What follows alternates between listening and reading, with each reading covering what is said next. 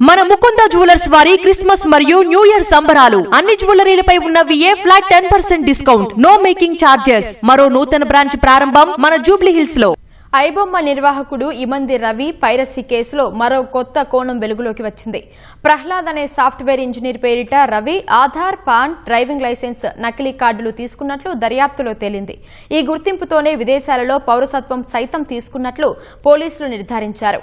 అయితే రవి ఎదురుగా కూర్చోబెట్టి పోలీసులు ప్రశ్నించగా ఆయనెవరో తెలియదని ప్రహ్లాద్ చెప్పడం ఒకంత పోలీసులను ఆశ్చర్యానికి గురిచేసింది.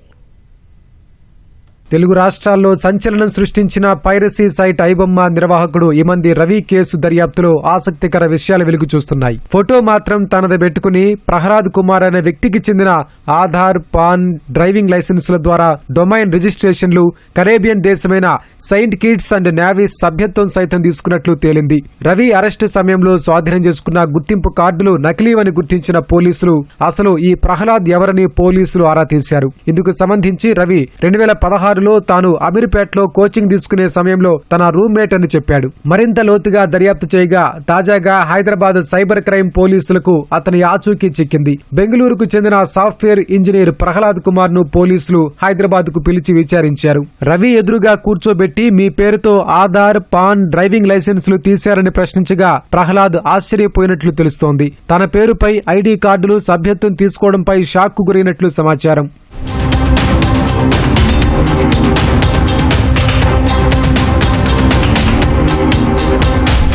2016లో ఇమంది రవి విశాఖపట్నం నుంచి హైదరాబాద్ వచ్చి అమీర్పేటలో సాఫ్ట్వేర్ కు సంబంధించిన కోచింగ్ తీసుకున్నాడు. అదే సమయంలో ప్రహ్లాద్ కుమార్ సైతం హైదరాబాద్ లో కోచింగ్ తీసుకున్నాడు. అప్పట్లో రూమ్ షేరింగ్ ఉండగా కొంతకాలమే వీరిద్దరూ కలిసి ఉన్నట్లు తెలుస్తోంది. ప్రహ్లాద్ కుమార్ ఇమంది రవిని అసలు పట్టించుకోనట్లు సమాచారం. కానీ అతనికి తెలియకుండా ప్రహ్లాద్ పేరిట రవి నకిలీ డాక్యుమెంట్లు తీసుకున్నట్లు పోలీసులు అనుమానిస్తున్నారు. వీటితోనే డొమైన్ రిజిస్ట్రేషన్లు, మరో కంపెనీని సైతం ప్రహ్లాద్ పేరుపైన రిజిస్ట్రేషన్ చేశాడు. ప్రహ్లాదే కాదు, తన 10వ తరగతి స్నేహితుడు కాళీప్రసాద్ విషయంలోనూ ఇమంది రవి ఇలానే చేశాడు. కంపెనీ పెట్టాలని వివరాలు, డిజిటల్ సిగ్నేచర్స్ తీసుకున్నాడు. అయితే ప్రసాద్ కు ఈ మోసంతో ఎలాంటి సంబంధం లేదని తేలింది. మరోవైపు మొదటి కేసులో 2 విడతలుగా రవిని విచారించిన పోలీసులు ప్రస్తుతం 3 కేసుల్లో 4 రోజుల చొప్పున 12 రోజుల విచారణ కొనసాగుతోంది.